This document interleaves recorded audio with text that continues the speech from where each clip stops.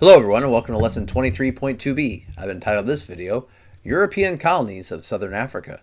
This video is going to cover pages 706 to 707. European Colonies. Around 1500, Portugal and other European countries began establishing settlements along the African coast. The first settlements were trading posts and supply stations at which ships could stop on their way to and from Asia. As time passed, the Europeans grew interested in exploiting Africa's natural resources and, as a source of labor, its people. Question number 1. Around 1500, what were Portugal and other European countries doing along the African coast? They were establishing settlements there to trade and to get supplies for their ships as they went to and from the continent of Africa. Number 2, what does the word exploit mean? Well, you can see I've added the definition from online. Exploit means to make full use of and get benefits from a resource. Now, quite often the word exploit has a negative sound to it, like a negative what's called connotation. Using resources is one thing. Exploiting, it has this feeling of like you're taking advantage of. And in this case, they were. They were taking advantage of the resources that were Africa's people's resources. Question 3. What two things did Europeans want to exploit from Africa at that time in history? Africa's natural resources and then eventually its people through the use of enslaved labor. During the 1600s till about the 1800s, Europeans set up trading posts but did not establish colonies, which are large territories with settlers from the home country. One exception was Cape Colony, founded by the Dutch in 1652 at the Cape of Good Hope on the southern tip of what is now South Africa. The Dutch became known as Boers, the Dutch word for farmers. They grew wheat and raised sheep and cattle. Enslaved people from India, Southeast Asia, and other parts of Africa provided much of the labor. The Africans did not like the Dutch pushing into their land, and soon they started fighting over it. By the late 1700s, the Africans had been defeated. Some fled north into the desert, others became workers on the colonist farms. Question 4. During the 1600s until the 1800s, what did Europeans set up in Africa? They set up trading posts. Question number 5. What does the word colony mean? A colony is a large territory with settlers from a home country, and they're living in a different part of the world.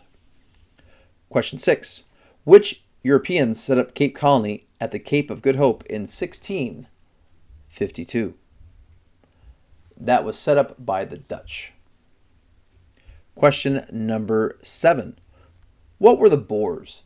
The Boers were the Dutch farmers that decided to live in South Africa and become farmers there and grow wheat and raise sheep and cattle. Question 8. Who did much of the work on the Boer farms? They used a lot of enslaved labor from India, Southeast Asia, and other parts of Africa. Question 9. Why was there tension between the Boers and the Africans in that time period, in that area? Well, of course, the Africans didn't like these Dutch Boers coming in and basically bullying their way into their land any more than you would like it if somebody barged into your home and took your stuff. The Union of South Africa. Wars in Europe gave Britain control of the Cape Colony in the early 1800s. Thousands of British settlers soon arrived. The Boers resented British rule. Many decided to seek new land beyond the reach of British control. Beginning in the 1830s, thousands of Boers left the colony in a migration called the Great Trek. Trek is like a journey, and settled north of the Orange River. And you might recognize that word Trek from the show Star Trek. It means a journey. Question number 10. Which European power took over the Cape Colony in the early 1800s? Britain. Question 11. Why did the Boers and the British settlers not get along at that time? Well, it's amazing how things can turn around. Well, the Boers had taken control of the area from the Africans there, while the British came in and took over the region from the Boers. And so sometimes history has a way of repeating itself, but with different groups. In question 12, what was the Great Trek? That was the migration or movement of thousands of Boers who basically said, we're out of here. And you can see on the map, they decided to settle in this part of southern Africa. In the 1860s, the Boers discovered diamonds in their territory. Then in 1886, they found the world's largest gold deposits. British efforts to gain these resources led to the Boer War in 1899. The Boers were defeated and again came under British control. In 1910, Britain allowed the Boer colonies to join the Cape Colony in forming an independent country, the Union of South Africa.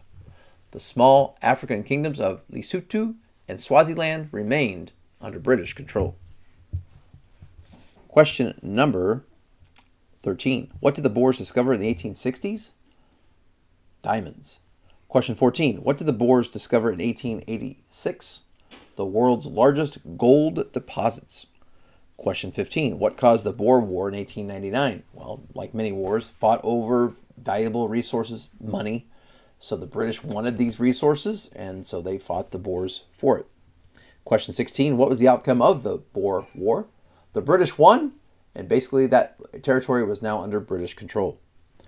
Question 17. What happened in 1910 between the Boer colonies and the Cape Colony?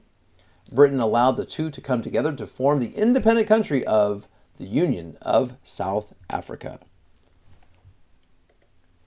Colonialism in other areas.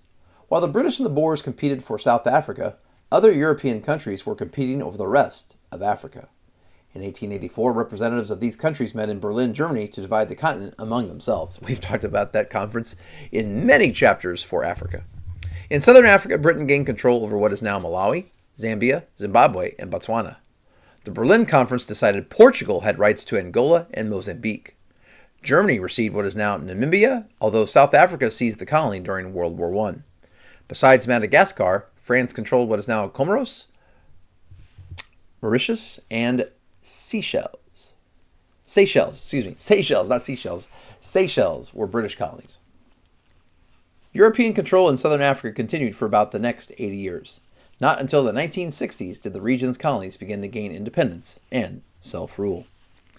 Last question here, question 18. We've talked about this one for several chapters. What happened at the Berlin Conference in 1884 to 1885? I feel like you're going to have this one down.